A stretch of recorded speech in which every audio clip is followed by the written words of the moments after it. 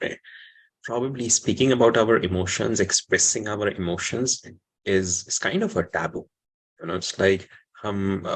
اگر اپنے جذبات کا اظہار کرتے ہیں، اگر کسی قسم کی کوئی somebody is going through some kind of emotional problems، تو لوگ اس کو دباتے ہیں، لوگ اس کو ایکسپریس نہیں کرتے ہیں، اور اگر کوئی ایکسپریس کرے تو اس کا حل جو ہے وہ یہی سمجھا جاتا ہے کہ اس کو ریفریس کر دو. It's like